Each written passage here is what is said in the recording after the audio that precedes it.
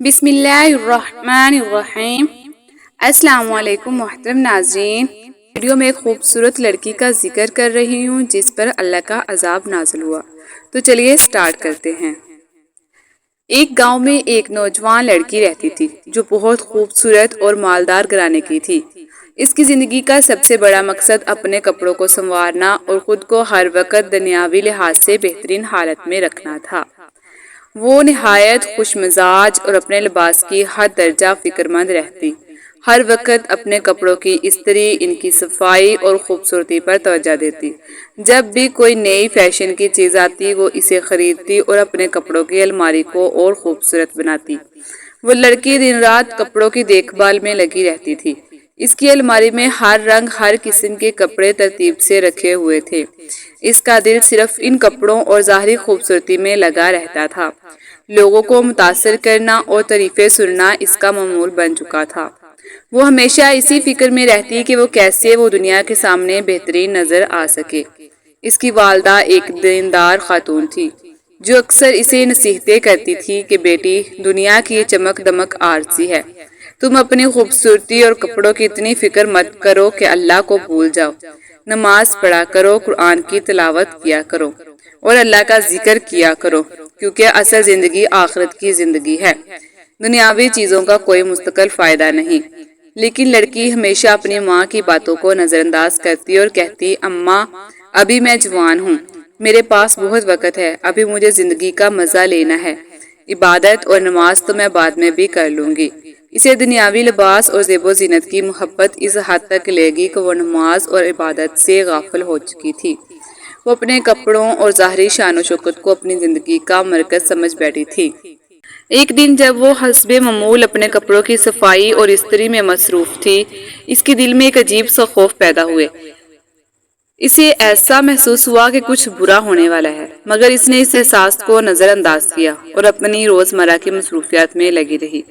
وہ دن بھر اپنے کپڑوں کو استری کرتی اور نئے نئے طریقے سے سنوارتی رہی۔ اسی دوران اچانک وہ بے ہوش ہو کر زمین پر گر گئی۔ اس کے گھر والے اسے فوراً ہسپتال لے گئے، مگر ڈاکٹر نے اس کی حالت دیکھ کر حیران تھے، کیونکہ وہ کسی جسمانی بیماری میں مبتلا نہیں تھی، بلکہ اس کے جسم نے اچانک کام کرنا چھوڑ دیا تھا۔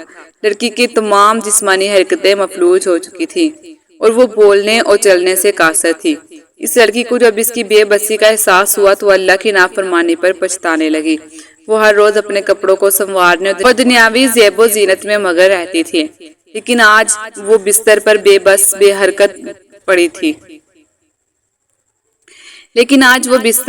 حس و حرکت پڑی تھی اور اس کی خوبصورتی، اس کے کپڑے اور اس کی شان و شوکت سب بیکار ہو چکی تھی۔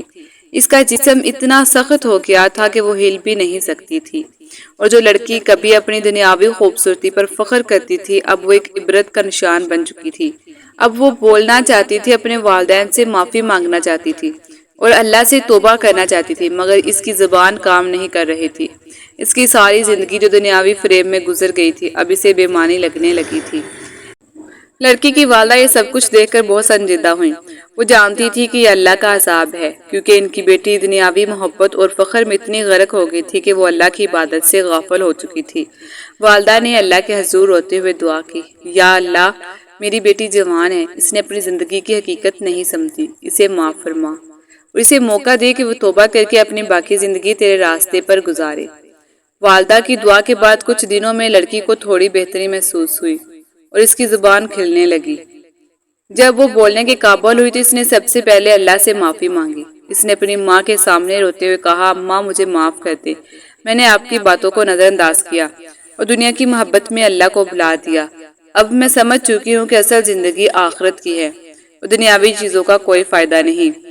اس دن کے بعد لڑکی نے اپنی زندگی مکمل طور پر بدل دی۔ اس نے اپنے کپڑوں کی محبت اور دنیاوی زیب و زینت کو چھوڑ دیا اور اپنی ساری توجہ اللہ کی عبادت اور دین پر لگا دی۔ وہ دن رات عبادت میں مشغول رہنے لگی اور اپنی باقی زندگی اللہ کی رضا کے لیے وقف کر دی۔ اس واقعے سے ہمیں یہ سبق ملتا ہے کہ دنیا کی زیب و زینت عارضی ہے اور اللہ کی نافرمانی کا نتیجہ بہت خوفناک ہو سکتا ہے۔ انسان کو کبھی بھی دنیاوی چیزوں سے اتنا مگن نہیں ہونا چاہیے کہ وہ اپنے خالق کو بھول جائے۔ نماز، روزہ اور اللہ کی یاد زندگی کا اصل مقصد ہے۔ کبھی کبھار اللہ کا عذاب دنیا میں ہی نازل ہو جاتا ہے تاکہ وہ عبرت حاصل کریں۔ امید کرتی ہوں کہ آپ کو میری آج کی ویڈیو اچھی لگی ہوگی، اور اگر میری ویڈیو اچھی لگی ہے تو میرے چینل کو سبسکرائب کریں اور میری ویڈیو کو لائک کریں۔ اللہ حافظ۔